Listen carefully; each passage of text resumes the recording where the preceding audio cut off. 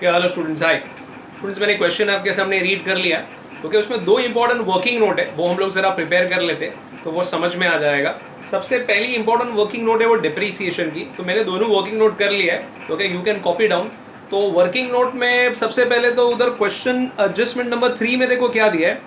Depreciation जो charge किया है ना, वो 25% चार्ज किया हुआ है। They had charge depreciation 25% on WDV on its plants which was purchased on 1st July 2010 in costing books for 80,000. In financial, however, depreciation was provided on straight line method for the same and it is included in factory overheads. तो हम लोग को सबसे पहले तो वो depreciation कितना है वो दोनों बुक में फाइंड करना होगा, और वो फैक्ट्री ओवरहेड्स में इंक्लूडेड है फाइनेंशियल बुक्स में। मतलब ऊपर आप देखो फैक्ट्री ओवरहेड्स आपको 90,000 रुपया दिया हुआ है फाइनेंशियल का, तो उसमें वो इंक्लूडेड है। तो कितना डेप्रीसिएशन है करंट ईयर का, that we have to find out students. तो अभी देखो मैंने यहाँ पर वर्किंग किया है, working note for depreciation on plant machinery, year, cost, finance. Okay, ये मैंने किया हुआ है।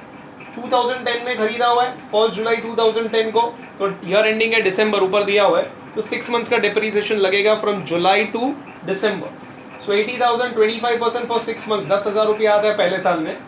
11 में उसका वैल्यू 70 डेप्रीसिएशन लेंगे। अभी यहाँ WDV मेथड है तो it is calculated on written down value 25%, और ये तो हमेशा ओरिजिनल कॉस्ट पे कैलकुलेट होगा। स्ट्रेट लाइन मेथड में depreciation per annum remains same, या इन अदर वर्ड 6 महीने का 10 है तो ऑफकोर्स साल का डबल होगा 20,000। यहाँ पर ये 70,000 पे कैलकुलेट होगा 25%, 17,500 आ रहा है। 2012 में उसका वैल्यू मिल गया, फिर से डेप्रीसिएशन करेंगे, ये डेप्रीसिएशन तो सेम ही रहेगा 20, ये हो जाएगा 52,500 का 25%, उसका वैल्यू मिल गया। और final year 2013, I think so हम लोग का करंट ईयर 2013 है जिसके लिए हम फाइंड कर रहे हैं। ऊपर आपको फाइनेंशियल स्टेटमेंट भी जो दिया हुआ है, मैंने आपको बोला था डेट करेक्शन करना 2013 है, वो 15 नहीं है। सो उसका डेप्रीसिएशन आ रहा है 9844, राउंड ऑफ कर दिया इसको, और यहाँ पर तो वही 20,000 आएगा।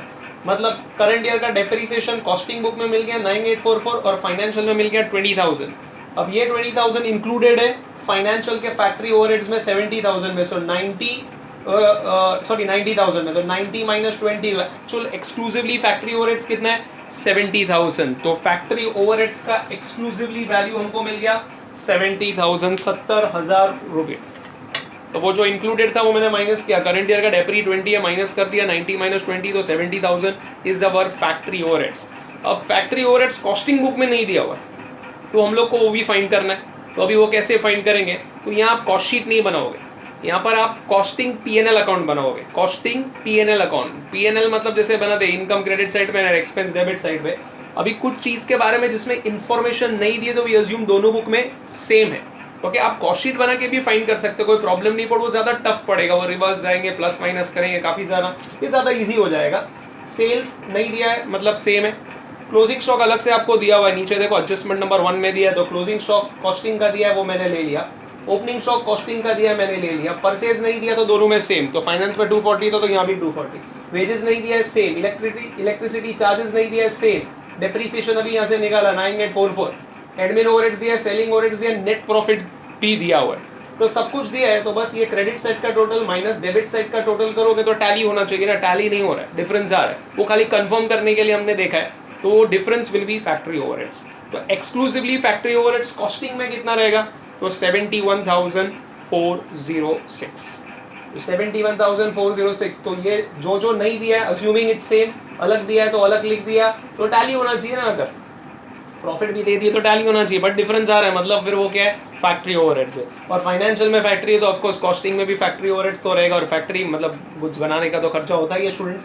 तो ये अपने को बैलेंसिंग फिगर मिलेगा, बट ये बड़ी हिडन एडजस्टमेंट है, ये डायरेक्टली क्लिक नहीं होती, और इसके बिना अगर आप बनाने की कोशिश भी करोगे ना तो अपने पास कॉस्टिंग का प्रॉफिट है, फाइनेंशियल का प्रॉफिट है, तो टैली होना चाहिए ना, टैली नहीं होगा अगर ये वाला चीज़ नहीं लोगे तो वहाँ से भी आपको लगेगा कि कुछ मिसिंग है।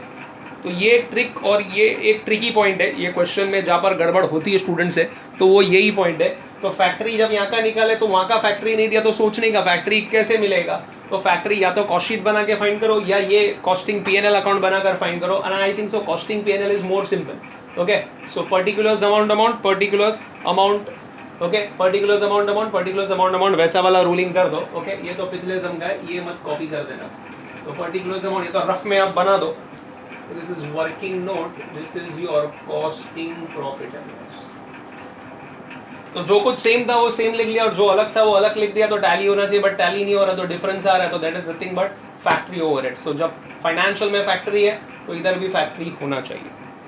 आई होप सो ये दोनों वर्किंग क्लियर हो गई। तो ये आराम से लिख लो वर्किंग, और उसके बाद में अपना ये फॉर्मेट में करते हैं। अब जो जो डिफरेंस है वही कंसिडर करते हैं, जो सेम है उसको इग्नोर करते हैं। तो सबसे पहले मैं ले लेता हूँ ओपनिंग स्टॉक,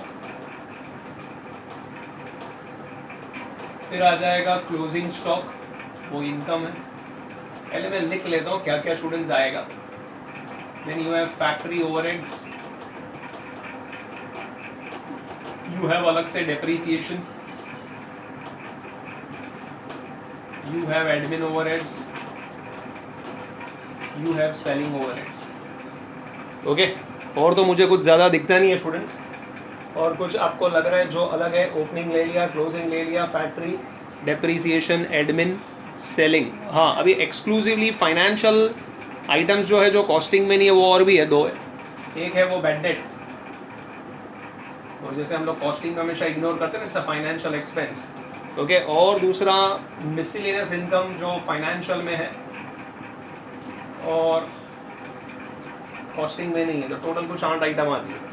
सो अभी देखते जाओ, लिखते जाओ फटाफट। तो कॉस्टिंग में सबसे पहले ओपनिंग स्टॉक में सीधा टोटल लिख रहा हूँ 1,80,000, और फाइनेंशियल में कितना दिया हुआ है स्टूडेंट्स? 175,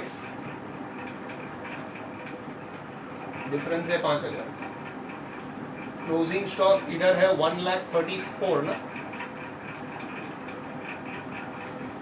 कॉस्टिंग में है 1,34,000 और फाइनेंशियल में 1,31,000, 3,000 रुपए का डिफरेंस है। फैक्ट्री ओवरहेड्स इधर है 71,406, ये बहुत इंपॉर्टेंट था स्टूडेंट्स, ये जरा ध्यान रखना, ये वाला वर्किंग है। और यहाँ है वो 70,1,406 का डिफरेंस है, ये ज़रा ध्यान रखना। 9,844, 20,000 डिफरेंस कितना है भाई वो देख लेता हूँ उसका। 20,000 माइनस 9,844, 10,156। एडमिन ओवरहेड्स यहाँ पर है 18, और फाइनेंशियल आपके क्वेश्चन में दिया हुआ है 25,000, 25,000, difference I think so is 7,000, बराबर है।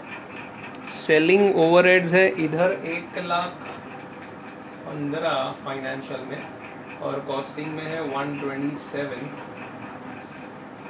सो डिफरेंस कितना है? 127 और 1,15,000, 12,000। और ये दो इधर नहीं है, खाली फाइनेंशियल में ही है। सो बैड डेट कितना है students? 30,000, 30,000। Difference was also of course 30। और मिसलेनियस इनकम कितना है? 20, वो भी इधर नहीं, इधर। और बाकी तो सेम है, तो सेम तो लिखकर मतलब नहीं, डिफरेंस से 0 हो जाएगा, सो वो लिखकर मतलब नहीं। मतलब यहाँ मेन वो था स्टूडेंट्स, वो बेसिकली एक डेप्रीसिएशन का वर्किंग, और दूसरा वो factory overheads. Factory overheads generally भूल जाते हैं, आप कॉस्ट शीट बनाकर भी फाइन कर सकते हैं, but according to me costing से बेटर रहेगा इसमें इस तरीके से। अभी इसमें तो वर्किंग नोट है ना, आप कैसे भी कर सकते हैं। हाँ, उन लोगों ने स्पेसिफिकली बोला कॉस्ट शीट बनाओ, तो फिर कॉस्ट शीट बनाना पड़ेगा, नहीं बोला तो ऐसे बनाओगे तो ज़्यादा सिंपल पड़ जाएगा। सो अभी साइन डिसाइड करेंगे, रूल आपके सामने है। ओके, साइन डिसाइड कर दे फाइनेंस को ध्यान में रखकर। Okay, expenses are less, profit is more. Okay, ये इनकम है, income is less, profit is less. Okay, पहला वाला वापस से रिपीट कर दो, expenses are less, profit is more, income is less, profit is less, direct relationship है। Okay, expenses are less, profit will be more, expenses are more, profit is less, expenses are more, profit is less, expenses are less, profit will be more, expenses यहाँ नहीं है, यहाँ पर expenses are more, profit is less, income यहाँ है, यहाँ नहीं है। ओके, कॉस्टिंग में नहीं है, फाइनेंशियल में income is more, profit is more। Okay, तो अपना साइन मिल गया हमें। सो पहला 5,000 प्लस आएगा, फिर 3,000 माइनस। ओके, फिर उसके बाद में 1,406 will be plus. Next is 10,156, that is minus, 7,000 minus, 12,000 plus, 30,000 minus, 20,000 plus. So working note ready है, बस अभी फॉर्मेट बनाओ और उसके साथ में उसको सॉल्व कर दिया जाता है। आई होप सो इतना पार्ट आपको समझ में आ गया। तो एक फटाफट हेडिंग दे दो और फॉर्मेट बना दो। मैं हेडिंग बोल रहा हूँ आपको, रिकंसिलिएशन स्टेटमेंट ऑफ अनुभव manufacturing company for the year ending 31st December 2013, for the year ending 31st December 2013, ठीक है, for the year ending 31st December 2013 particulars amount वाला एक पेज का बना दो या 12-15 लाइन का एटलीस्ट बना दो। ठीक है, तो लेट्स बिगिन। सबसे पहले ऐड वाले केसेस लेंगे, फिर लेस वाले केसेस लेंगे, और रूल आपको पता है, we will always start with the costing का profit. So profit as per cost records which is given there in the question below the profit and loss account, 281,750, 2,81,750।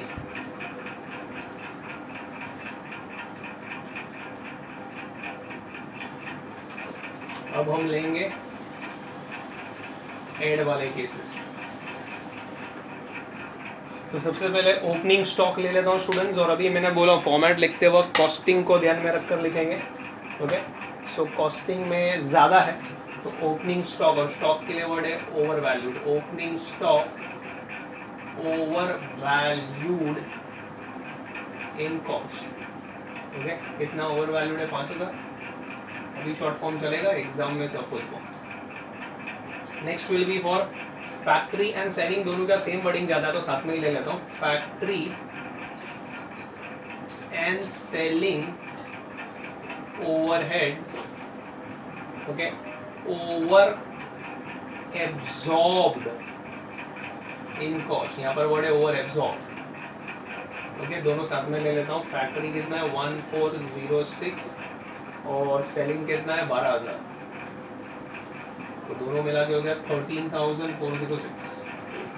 Common wording है students, तो साथ में ले लेता हूँ तो उतना अपना टाइम बच जाए।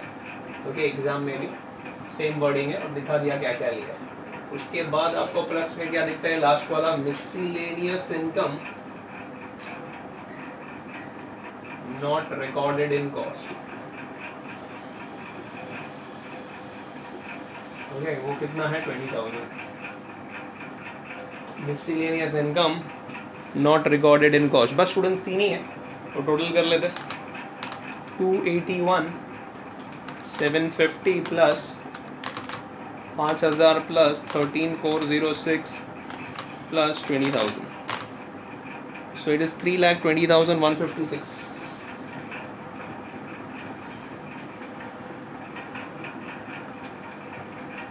एक बार कंफर्म कर लेता हूँ स्टूडेंट्स।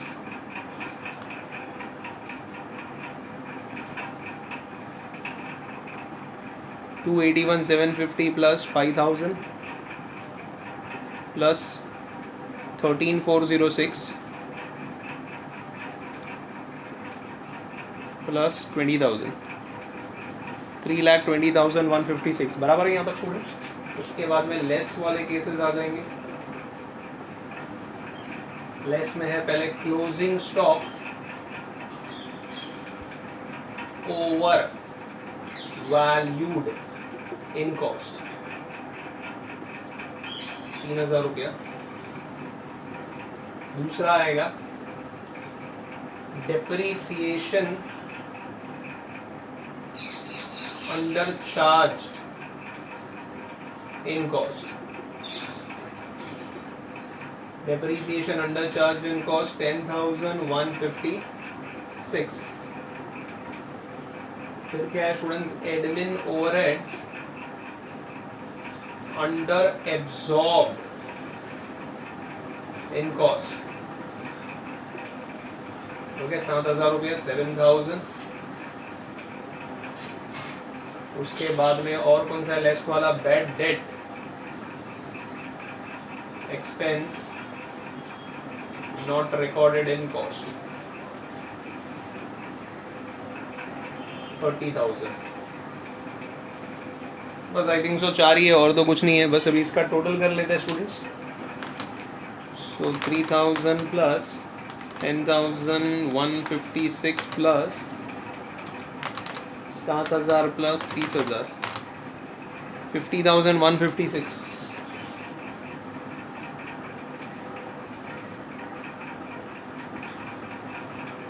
माइनस कर दो, 320,156 में से माइनस करेंगे तो हाँ स्टूडेंट्स एग्जैक्टली आता है 2,70,000 रुपये, 270। चालू किया था प्रॉफिट एज पर कॉस्ट, तो ये हो जाएगा profit as per financial records, और आपके क्वेश्चन में ही आपका आंसर भी दिया है, और मैंने बोला वो काउंटर चेक में आना चाहिए। तो अगर सुनो ना, अगर आप स्टूडेंट्स ये भूल जाओगे 1406 का, तो फिर वो डिफरेंस उतना आएगा।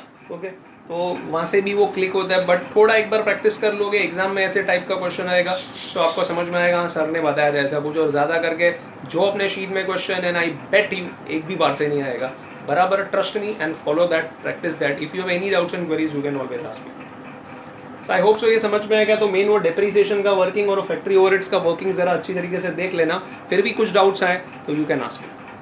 I hope so the question is very much clear. तो आज के 2 क्वेश्चन हो गए, नेक्स्ट टाइम और 2 क्वेश्चन करेंगे, थोड़ा और एडवांस लेवल जाएंगे जब पर कॉस्ट शीट या प्रॉफिट एंड लॉस बनाना होगा। इस बार मैंने कॉस्टिंग पीएनएल अकाउंट बनाया क्योंकि वो ज़्यादा सिंपल है। अगर जब तक क्वेश्चन में कॉस्ट शीट नहीं पूछा है तो कॉस्टिंग पीएनएल से काम चला लो तो फटाफट आंसर आ जाता है। एकदम स्ट्रेट फॉरवर्ड दिया है कि पूरा कॉस्ट शीट आराम से बनता है, तो ही कॉस्ट शीट बनता है। Is that clear students? So next time let's continue with more 2 questions. Goodbye students, please take care.